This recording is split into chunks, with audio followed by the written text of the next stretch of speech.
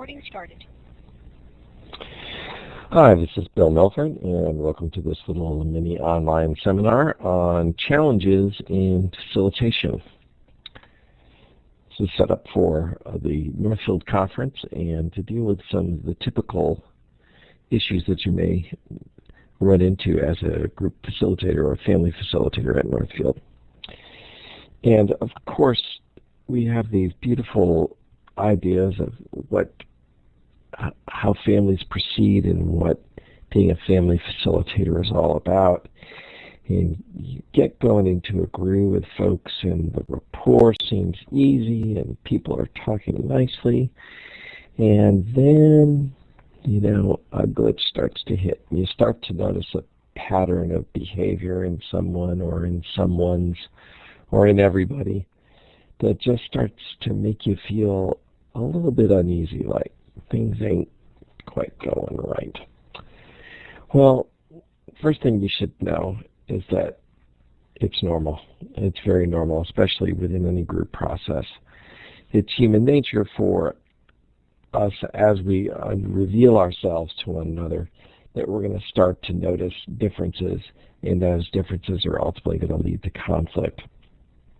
Because where there's growth, and as people change and share who they are, and then where there's diversity, where we acknowledge that we come from different places, both as men and women, as gay and straight, as black and white, as conservative and liberal, etc.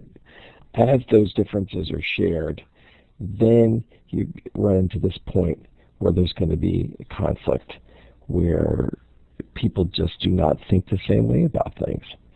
So then the challenge becomes, what do you do about it? And the good news is that you don't have to really do anything about it. You don't have to fix anything, because there's nothing wrong with people the way they are. We can accept them the way they are, and that's okay. However, in terms of group process, if you want to be able to work through some of these conflicts, then there's some general strategies that you can take in order to help people make a shift so that their behavior is a little bit more in tune with where the group is at. And the general strategy that I suggest is sort of multi-pronged. One is that you're going to try to raise the awareness so that the behavior comes into the light. And actually, my idea of confronting behavior is not a hostile or aggressive thing, where you say, well, I'm going to confront you about this. Actually, confrontation is bringing forward, bringing into the light what someone does versus what someone says they want or what someone has agreed to. So in the case of the group norms within the family session, they have said, well, we'll talk one at a time, but then in reality, they may not talk one at a time. So what you can do is, rather than judge them, what you do is you bring this behavior into their awareness.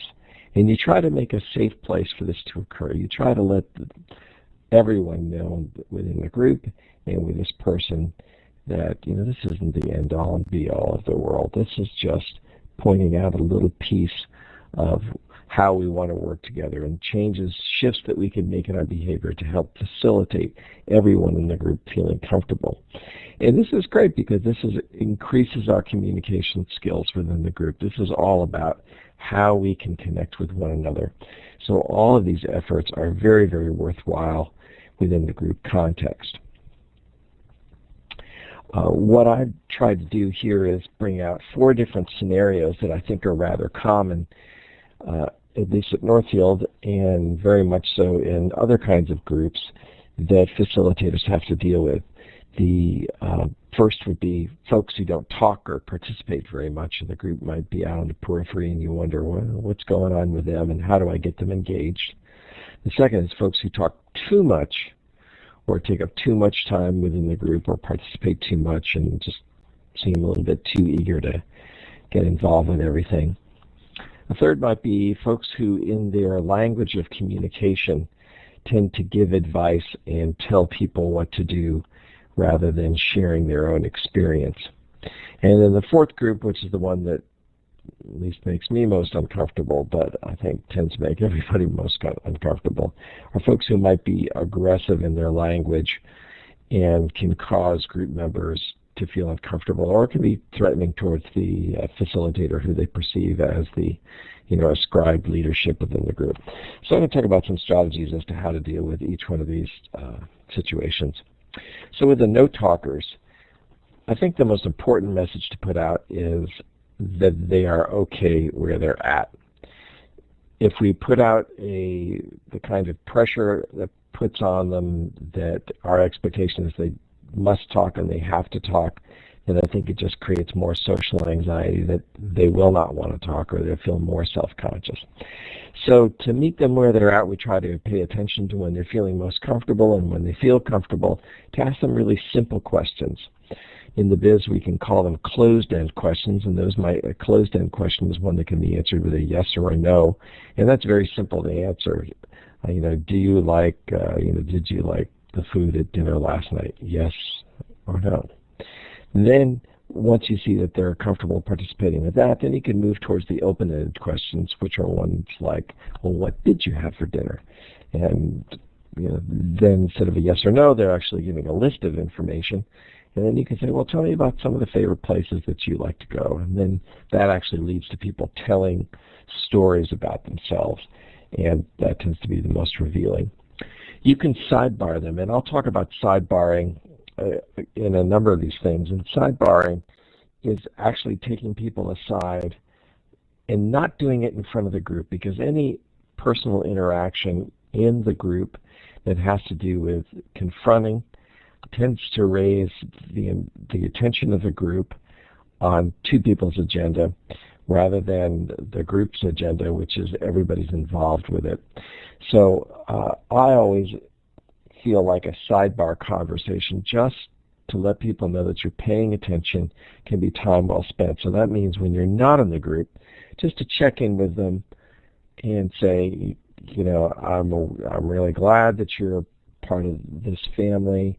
I want to make sure that you feel most comfortable in our conversations. If there are ways that I can encourage you or support you in talking about things, just let me know. And let them know that you're aware of their role in the group and their level of participation, and that you want to help encourage them. It doesn't put them on the spot in the group. It's just a private connection between you and this person.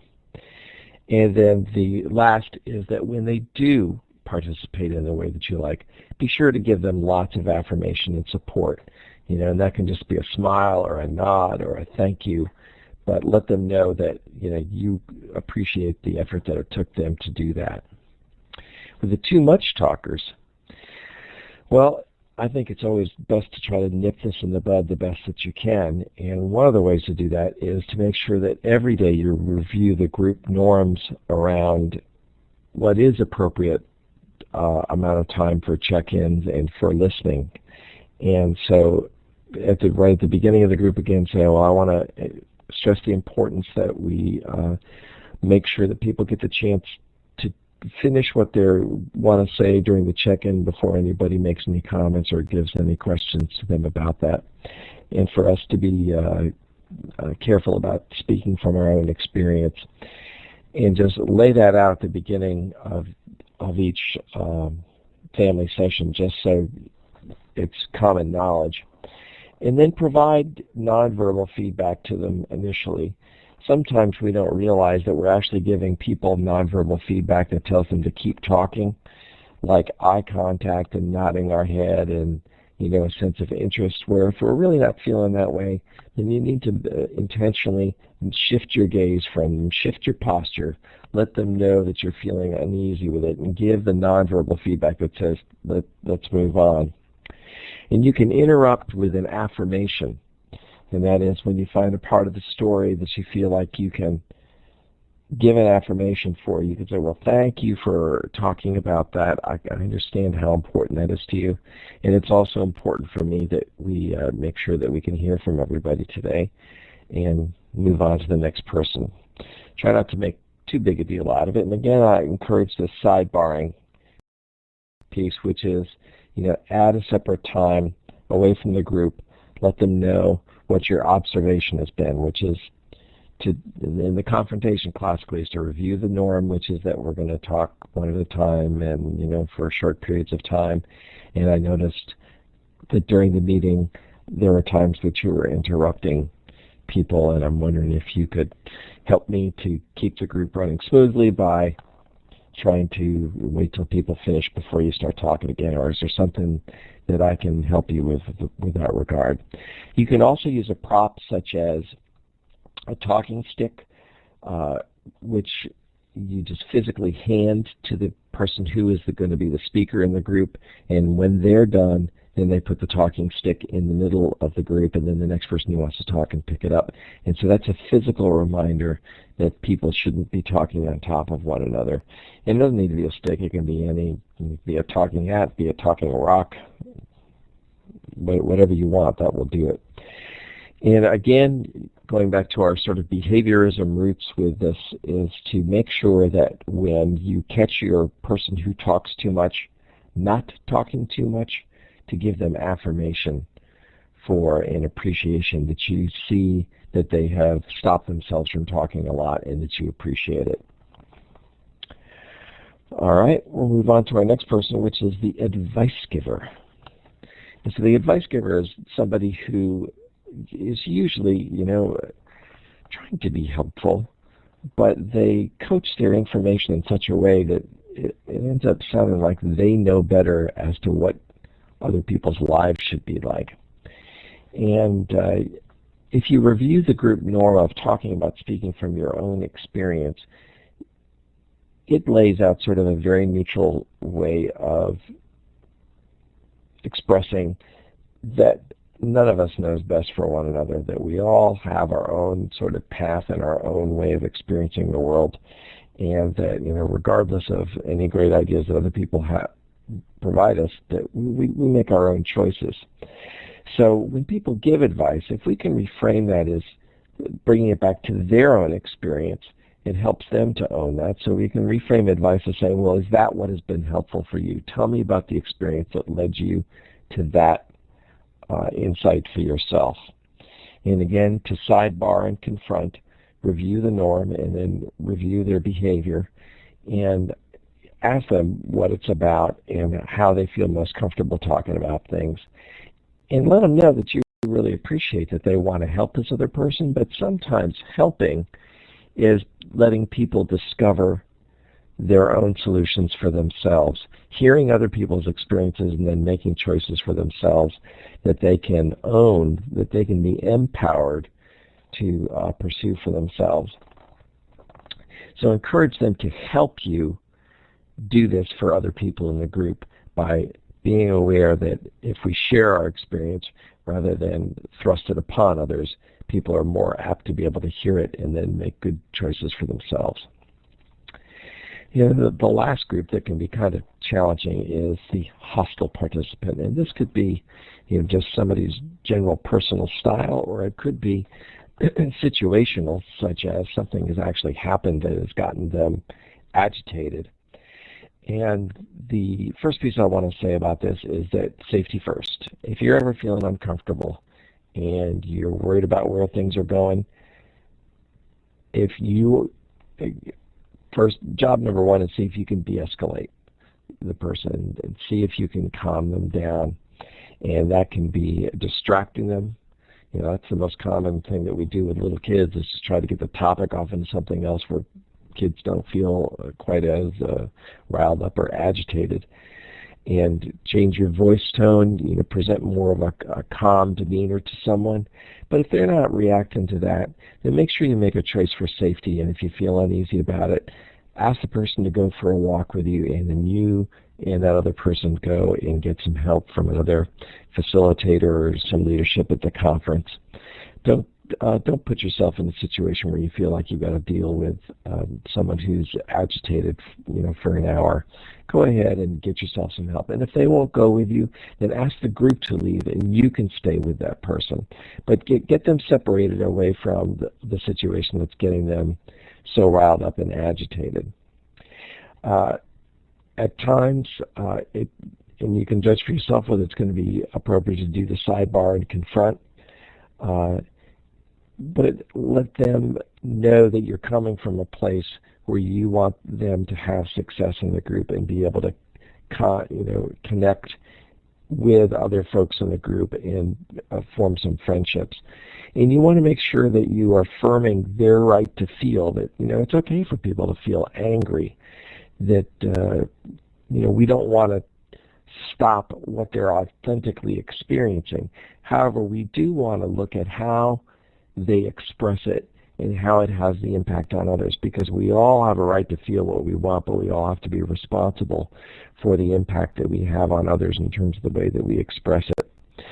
So especially in this situation, be sure and talk with other family facilitators and the leadership at the conference, because this can be very stressful to deal with when you've got folks that are making you feel uncomfortable in your family's group.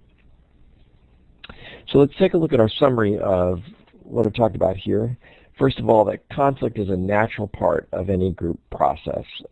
In one of the other little seminars, we talked about the form, norm, storm, perform, adjourn. Well, that storm part is the piece where people act out against the given norms of the group, and they do it for a variety of reasons: to see whether they're important, to see whether they're included, to see whether the norms are really what they say they are, that is something that everybody's agreed to.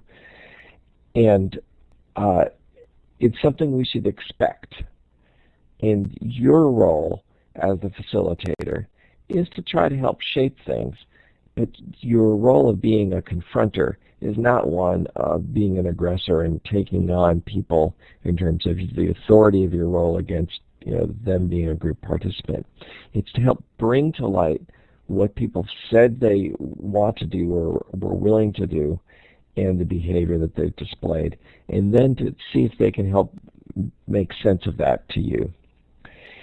And the goal ultimately is for you to use that experience to help re-engage them back into the group with a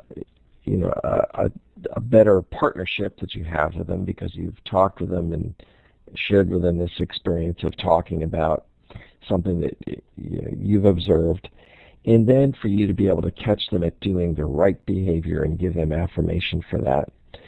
And you got to remember that even though this is the toughest part of the facilitating role, I think it's the one where the growth occurs, because people see that they're important, they see that somebody's paying attention to them, they see that someone's willing to give them feedback in a caring and neutral way that's not critical, that's based towards their well-being and their personal growth as a member of that family. And that can be a deeply moving experience for people, and it can also be a deeply moving experience for you. So on behalf of the leadership at the conference, I thank you for your interest in being a family facilitator and for having listened to me and gone through these little mini online trainings. Thanks very much.